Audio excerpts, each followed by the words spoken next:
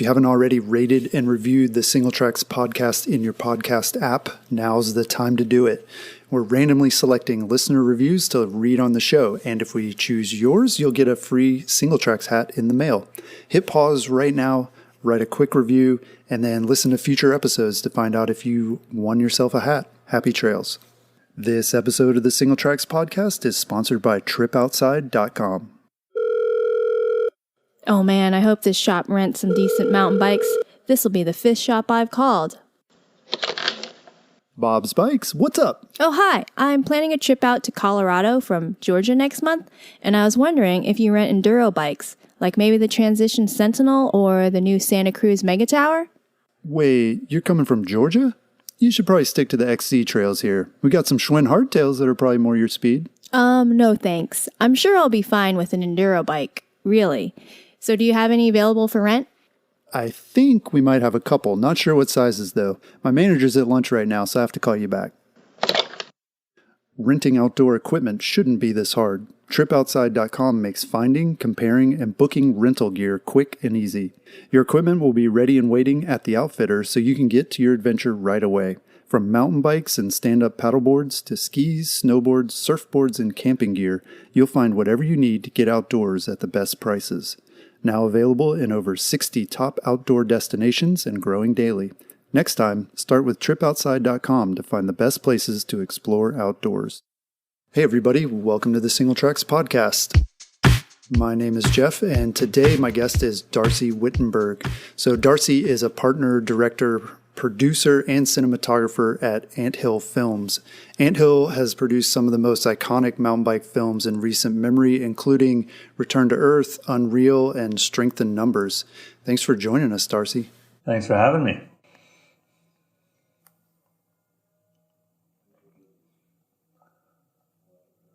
A little bit of everything, I guess, like anybody, but lots of different sports films: surf, skiing, snowboarding, skate, a little bit of everything. Yeah, there's obviously so much variety nowadays that it's easy to just, watch every combination that's out there, right? Netflix, see what's on, right. Little Instagram videos. Yeah, I mean, these days it's a lot. Yeah. Well, did you watch that kind of film growing up, like ski films or even mountain bike films? I mean, mountain bike films have been around for a while now. Yeah, growing up, it would have been more snowboarding films and stuff like that. I mean, I was kind of more into snowboarding in the 90s. Yeah. Well, actually, I guess I was equally into biking and snowboarding at that time, but at that time there was definitely more snowboard films that came out every season, and those had a lot of influence on my life back then. And I remember watching the film TV3, and within months I was living in Whistler after watching that film. Wow. That's awesome. Yeah. So what was your inspiration then for choosing your career path? Was it more the cinematography and filmmaking and storytelling, or was it more of the extreme sports, like just want a mountain bike and find a way to pay for it? Yeah, it just started with the sports actually, because I was into mountain biking since I was a young kid. And then living in Whistler, you kind of start to get surrounded by people that are either in films or making films. And so it just kind of came through my circle of friends. And one of my buddies at the time, Carlo Wine, he was making snowboarding movies. And I was into photography as a hobby. And he needed a hand one day. And so I just picked up a 16mm camera and started helping out.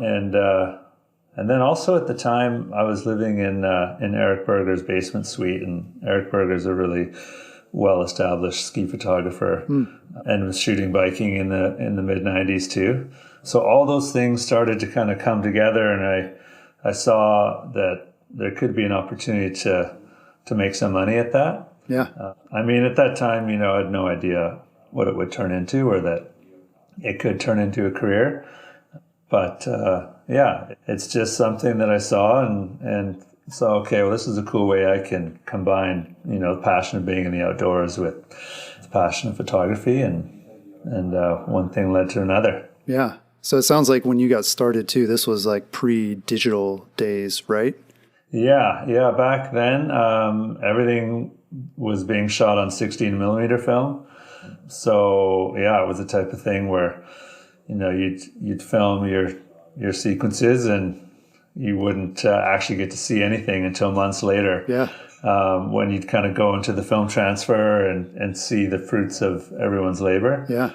Yeah, so it was a totally different era. Yeah. So I imagine like the equipment was bigger and more difficult to deal with. And then the editing probably took longer too. I mean, has it been like a massive change going from analog to digital? Yeah, it's been a huge change. And of course, it, didn't exactly happen all at once. There's kind of this like slow transfer in the kind of early 2000s, I guess, when things were starting to shift away from film to digital. Mm-hmm. So, but when we made our first mountain bike film that I was also involved in producing, which was the Collective in 2003. Yeah. We shot most of the action on 16 millimeter, but we were already shooting digital as well to capture the kind of lifestyle scenes and just to always have a camera rolling. Yeah. So it just slowly took over where maybe it was 20%, and then in Rome it was maybe a little bit more, and then by the time we got to the first Anto movie, Follow Me, it was shifted over into digital. Yeah, cool. So as a filmmaker, somebody or and a photographer too, like what is it about mountain biking that you find interesting? Well, I guess it's trying to capture the feeling of mountain biking. I think that is so compelling. Yeah. It's an impossible task. And just some of the places that it takes you, and obviously the beauty of nature that you see all the time when you're out there. Yeah. I don't know. It's just an itch that needs to be scratched, I guess, and trying to just convey to others what it's like, what it feels like, what it looks like, and just trying to get other people excited about it too. Yeah, that's good to hear from a professional, because I know a lot of us, everybody's got a GoPro now and is out there and wants to share that experience. And I've had that thought myself many times, flowing down a trail and just being like, oh man, this is so great. Like I wish my brother could experience this, or, my parents or people, that I'm close to, but they don't do it. And yeah, you can never quite capture that. And the other thing you always hear too is people always say like, oh, it was much steeper than it looks on film. And yeah, it's interesting to hear that even as professionals, you still feel like you're not able to capture that, or that it's a challenge. Yeah, it is definitely a never-ending challenge that keeps us pretty hungry to always be pushing ourselves and trying to innovate new ways to film and to capture the action. And sometimes now, that we've been at it for a long time, there are times where you can make things feel and look faster, bigger than they are in reality, just from the perspective that you use. But at the end of the day, there's no replacement for actually being there and being in the moment. And it still hits me all the time when we're filming, like when you feel how explosive it is when a rider blows by you, and you're just like, man, like we're not capturing that at all. It's like impossible to do. Interesting. Yeah, maybe VR, but yeah, I guess that would be a separate discussion. Yeah, exactly. So your latest film, Return to Earth, is awesome. Hopefully a lot of people have seen that and seen some of the clips that have been posted online. Did that start with a specific creative spark or direction? Yeah, it did. Part of the reason we showed the Collective tree at the very beginning in the opening credits was that is where the inspiration came from. When we made Unreal, we had a great time making that film, and the concept was really to try and create these like larger than life experiences that don't happen in the real world, like the dirt snowing from the sky and riding on glaciers and being chased by bears and all those types of concepts. So for us, with the pendulum kind of swung back to our roots in our earlier days, where we wanted to make a film that was more soulful and more trying to like capture the essence of mountain biking, the feeling of it, and just trying to capture the soul of it. So that was like the very roots of that idea. And then we started to think about, how close to the collective would we make it? And we tossed around the ideas of doing a remake or something like that. And then as the brainstorms developed and new ideas came out, then all the segments started to form in our mind as they are in the film now. Yeah, cool. So yeah, I mean, what's the first thing? I mean, it sounds like it's the concept, but then is it the athletes or the locations or the tricks? Like, what is kind of the thing that drives it? Do the athletes, I mean, my guess would be maybe the athletes sort of dictate that? Yeah, it usually starts with the concept, the segment concept, and or a location that might fit a certain concept. Like take, for example, Patagonia was that wasn't the first location we had in mind, but we knew that we wanted a segment in the film that was about immersing yourself in nature for an extended period of time. And the concept behind that one was that, you get a different feeling when you go out into nature for 1 hour or 1 day or 10 days. Like the length of immersion in that experience directly affects the impact it can have on you. And so it was important to us to do a segment where we were like, let's go somewhere where we can completely immerse ourselves in the natural environment, be cut off from everything else, and then let's just capture that feeling as best we could. And so that was the initial concept. And then we said, okay, what riders would be the right riders to take on a trip like this? Who would be an authentic voice to be able to speak about that feeling and trips like that? And that's how you end up with a perfect kind of combination, at least in our mind, of having Hunter and Casey Brown and Joey Schuessler, because they're all very legitimate in that mind space, So it's just a natural fit. So that's one example. Yeah, interesting. So how long does it take, from the brainstorm to delivering the project? I guess on this one it was about 2 years. Wow. From the first year being, talking about it, and we're always working on other projects at the same time too. So we start to have meetings about, let's make another film, and start having concept meetings, and it kind of starts off pretty casually and then starts to turn into a thing of like, okay, we need to pitch this and get some support. So that's when things start to crystallize, and then it takes a while to raise the funds for it and make the plans and get all the riders on board. And then once we're into production, it was about a year of filming, and the editing overlapped a little bit on the tail end of that. Wow. Quite a bit of work. Cool. Yeah. For sure. So what are some of the biggest challenges kind of along the way to making a big mountain bike film like Return to Earth?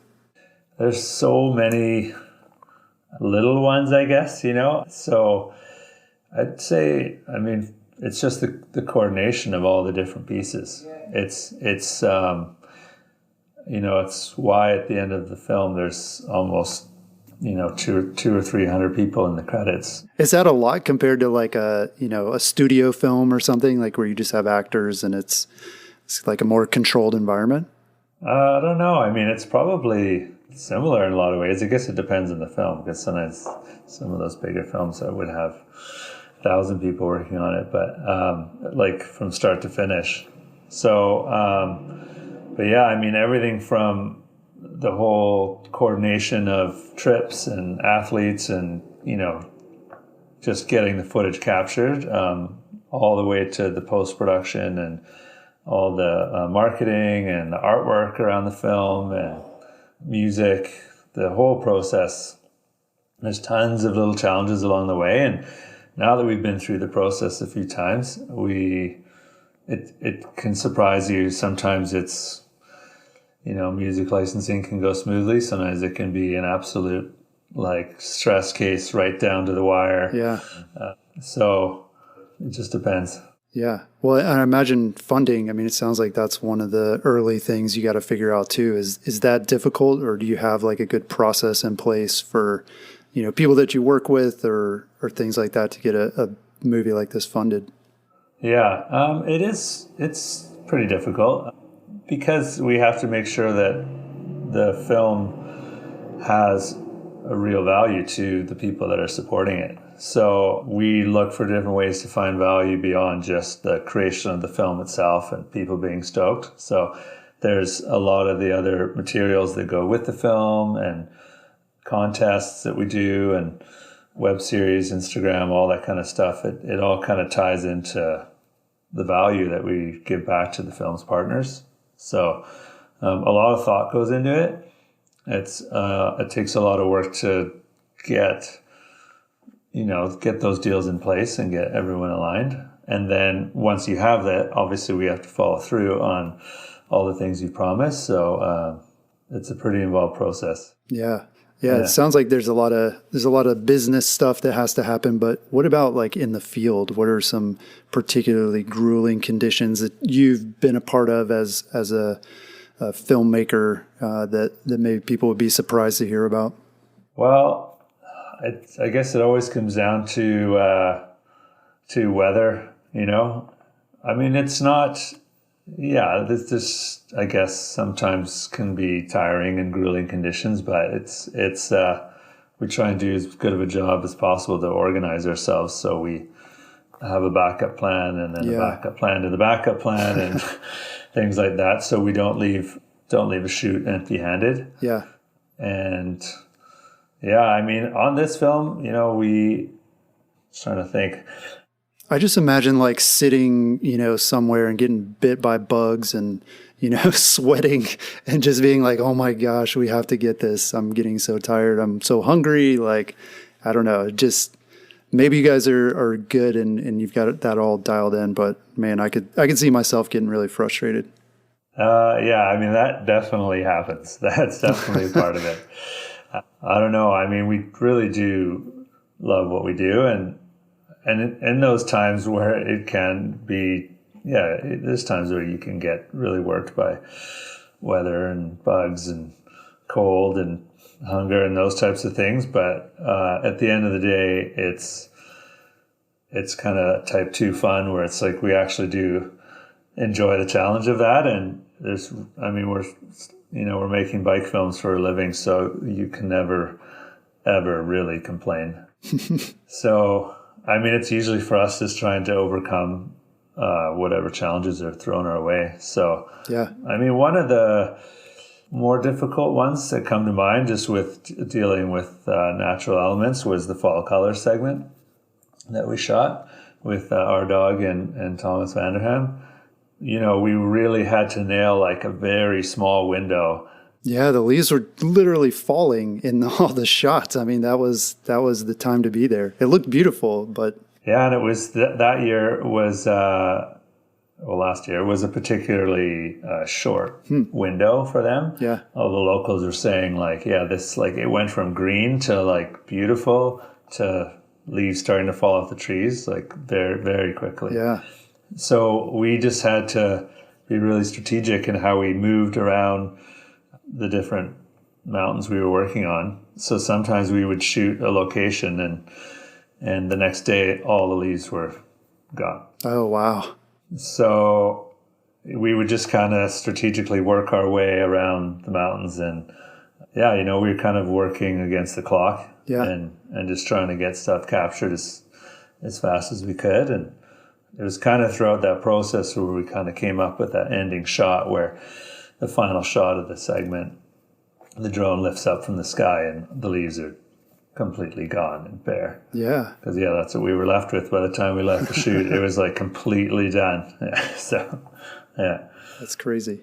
So in a lot of the films, athletes seem to really be pushing themselves to perform big tricks. And I'm wondering, do the athletes choose to push themselves to make like a really big splash in a film, or are you as a director pushing them to do certain things? And is that risky?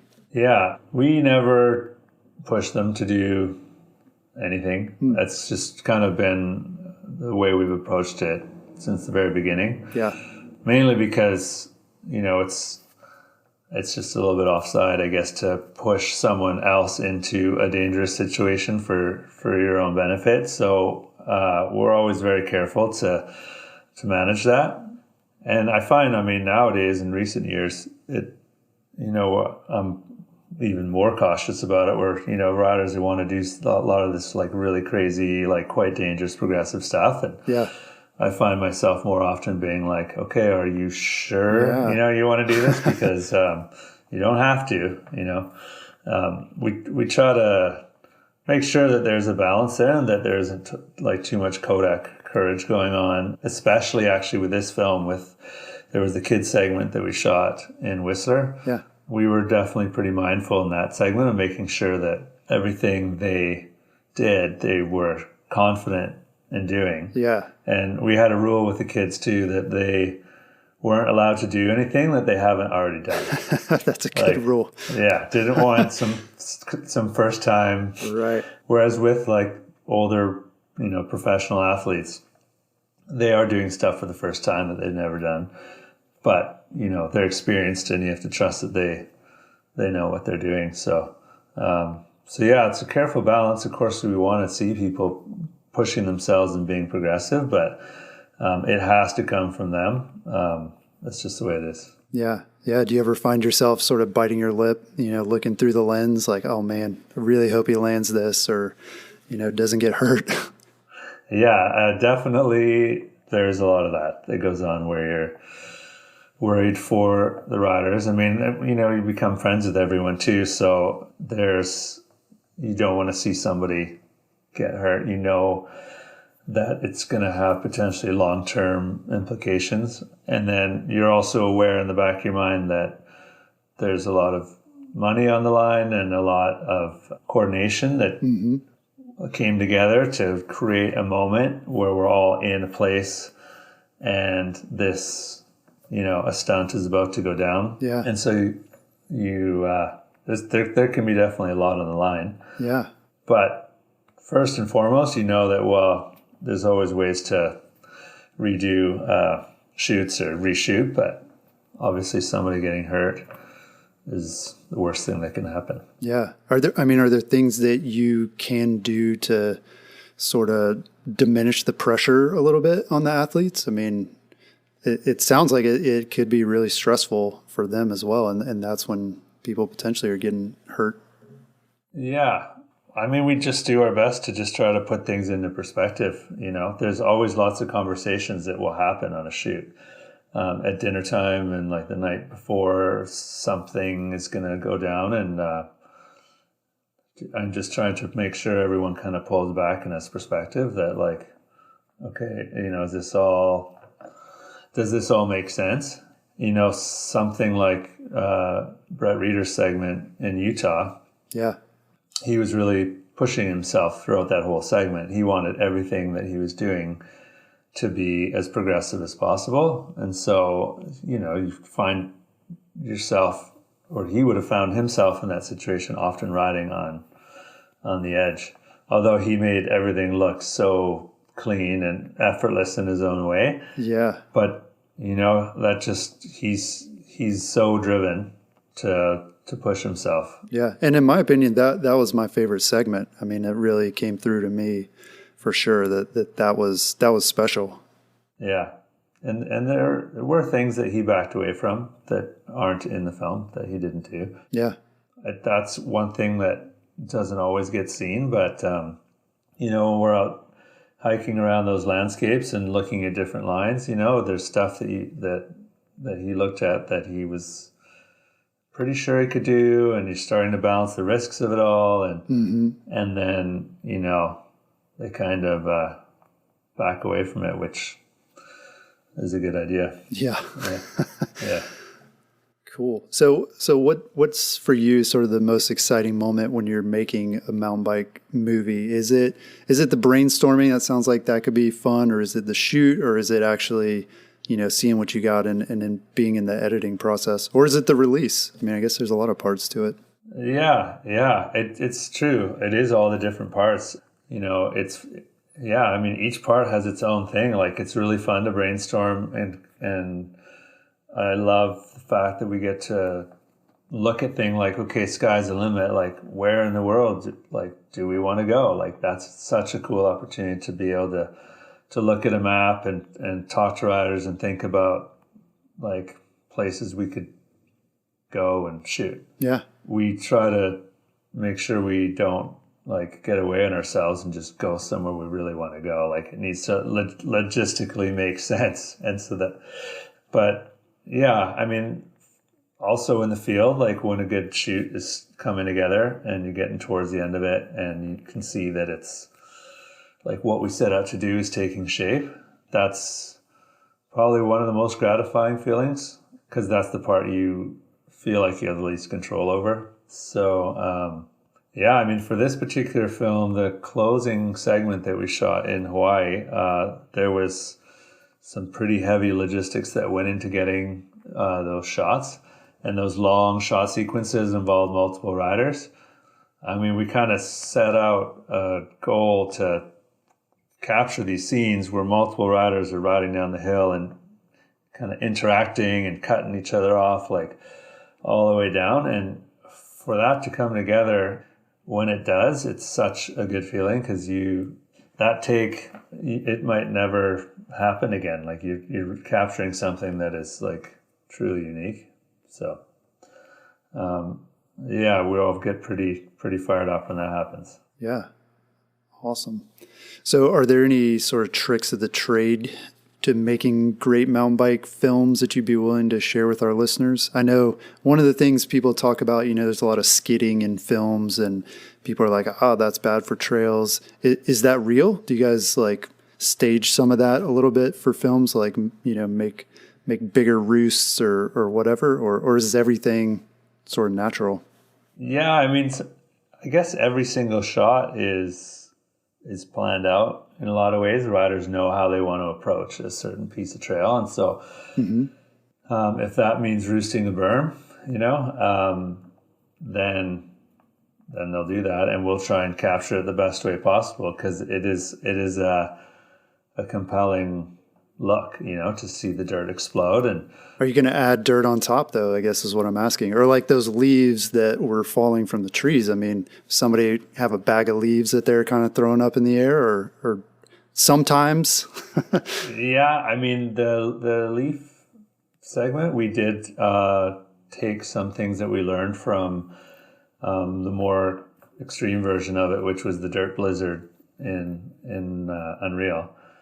I mean, in the dirt blizzard, we learned how to control the whole scene and make it feel like you're in this other world where dirt is falling from the sky. So when we shot the Quebec fall color segment, we definitely wanted to make sure that like every shot was like really thought out how it was composed. And we did load up leaves into the scene. Like, a lot of times we would just like fill in as much as we could, and we'd put them on the trails. Mm-hmm. We would shake trees to make the leaves be falling in the shots, and it's funny, because when you're out there, that stuff is happening for real all the time. Yeah. So it's not really faking it, but when you're trying to compose these shots, then yeah, you need to help right, help it all happen in that like 3-second window when someone's riding through the corner. Yeah. So it's kind of taking inspiration from nature and just trying to like hone it into the moment and capture it. Right. So it's more of like a hack. It's a way to make sure that you get what you need, and it's not digital too, right? I mean, that's what I'm most stoked about, that it's not just like, oh, let's just add some digital leaves in here, or add a little extra roost, like boost the roost on the computer. So yeah. Yeah, we don't do that with the roost or anything like that, that's for sure. And we're not always saying like a roost shot. We're not always like looking for that, but it just happens. Like, a lot of times the riders will be riding trails and pre-riding sections and figuring out what moments feel the best and which ones should we capture. Mm-hmm. And so sometimes you'll be standing there and you'll watch our dog rip through a corner and you just roost the hell out of it. And then you're like, okay, well, we need to get a shot of that because that looked pretty awesome.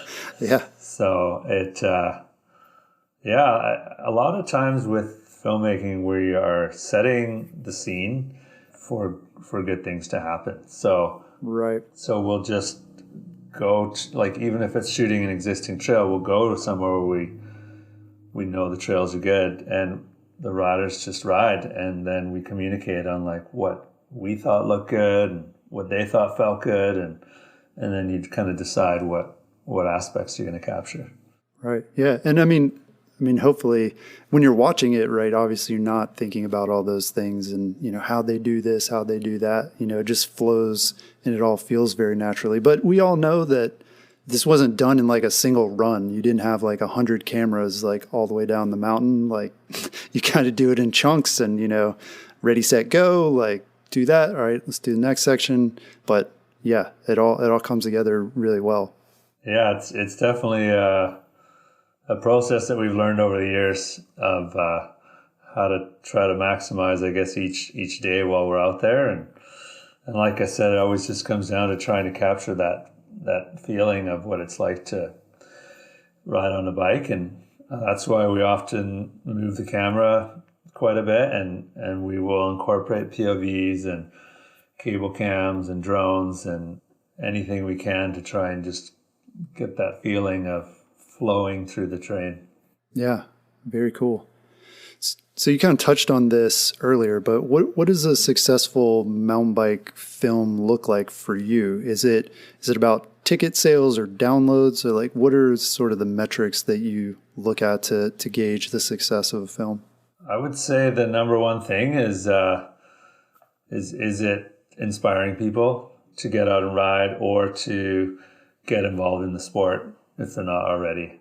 So people sharing it and people like saying that they've connected with some aspect of the film. Mm-hmm. I'd say that's the number one thing. Of course, we want it to sell well and we want to make money at it because it's what we do for a living. Mm-hmm. But those two things usually go hand in hand, I mean, you don't want a movie just to be successful and that's it. Like it's so important that people feel like they have a connection to the sport through our film. Yeah. Yeah. And so over the years, we've had stories, lots of stories. And with this film too, where people say that, it literally like changed their lives. Like they actually made life changes after watching the film. And wow, I can understand that because the same thing happened for me. Like I said, when I was 18 or 19 and I watched the snowboard film TB3, I like halfway through the movie, I remember being like, I am moving to Whistler like this. I'm just like that. And now I know what I'm doing. Yeah, that's powerful. It is. And I've heard other people say that to us over the years, that they've made the move to, well, we're based in British Columbia. So we've heard those stories of people that lived in other parts of the world and moved here or made a change in their career or something along those lines. And to me, those are, that's the best stories you can possibly hear because I think it's a nice opportunity if we can help make people's lives better through mountain biking, then that's an absolute home run. Yeah, that's great. Do you hear from many people outside the sport? I mean, do the films reach people? It seems like no matter who you are, if you watch this, you're going to get inspired and you're going to be like, wow, that's really cool. I know nothing about mountain biking, but like, this is cool. Do you hear those stories? Like, how do you even reach those people? Yeah, that's a tricky one. And that's something that definitely everybody involved in the film wants is to be able to reach people outside of the sport as well and try to grow the pie and just get more people excited about what we're doing. It is a tricky one to get it in front of audiences that aren't mountain bikers or aren't accustomed to watching that kind of content.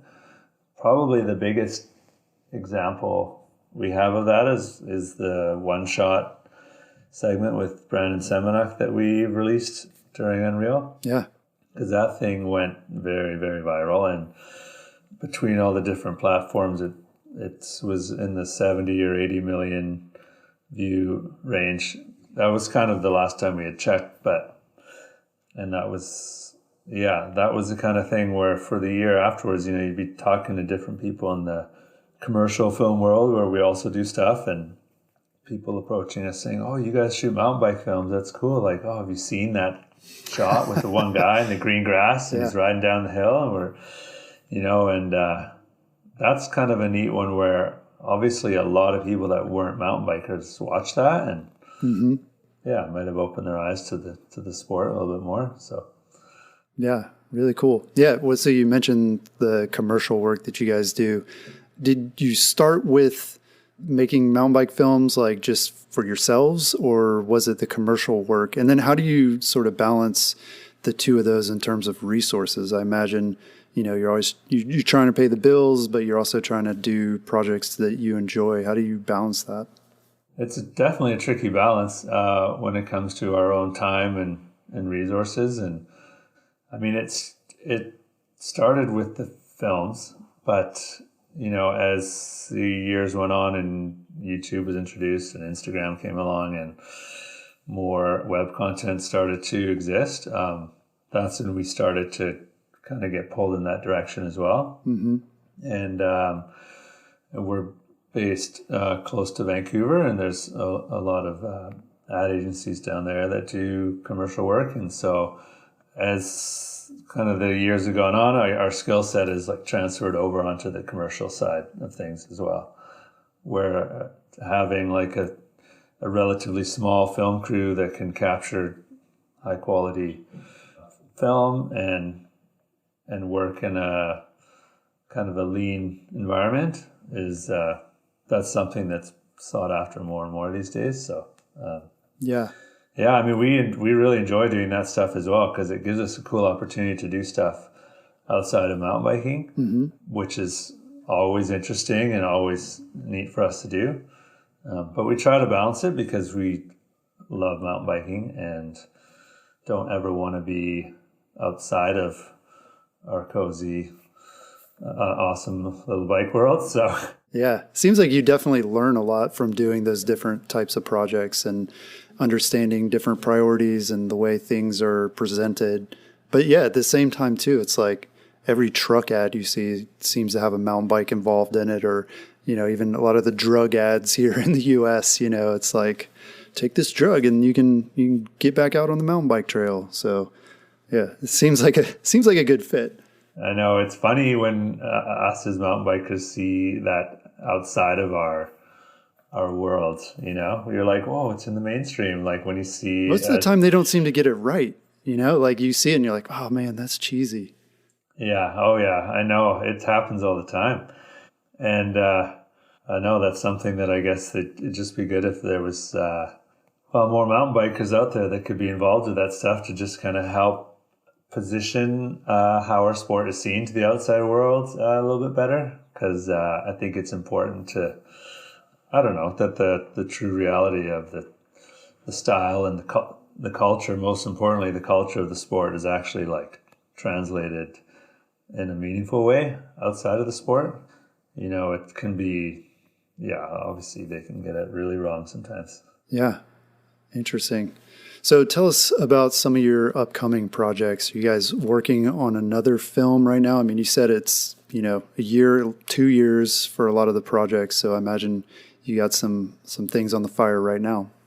Yeah, we do. There's some stuff that we can't really discuss yet, but yeah, definitely. I think we have about 3 different film ideas that we're talking about right now that we want to do. All 3 of them, we're trying to decide what order and how we're going to make it all work. So probably the first thing, though, that's on our roster that we have started working on would be a documentary on Stevie Smith. Yeah, and so we kind of put that out there during our premiere tour. We created a little trailer for it, and we kind of promoted that that's something we're working on and we'd like to release next year.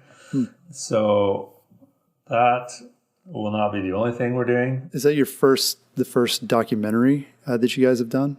It would be the first full-length, like pure documentary that we've done. Okay. We've done a lot of shorter form documentaries in the 10-minute range, maybe up to about 15. So we have done quite a few shorter ones, but that would be the first full length that we do. So it'd be cool. I mean, we're always interested in trying to learn and do different forms of film, and obviously Stevie's story is close to our heart, and it's something that we think is a great inspirational story that we want to tell, and so it's something we decided that we wanted to do next, and it's something that we're doing to raise money for the Stevie Smith Foundation. So all the proceeds and stuff from the film will go towards that foundation. So it'll be a lot of work to get that going as well. So it sounds exciting. I can't wait to see that. Yeah. Cool. Well, Darcy, thanks so much for joining us. I know I've learned a ton about mountain bike filmmaking and what Anthill is up to, and I know our listeners will be stoked as well. So thanks. Yeah, thanks for having me. It's great chatting. So you can learn more at anthillfilms.com, where you can find out about some of the projects that the group has been working on. And you can find their latest film, Return to Earth, on Apple TV, Google Play, and Amazon.com. That's all I've got this week. We'll talk to you again next week.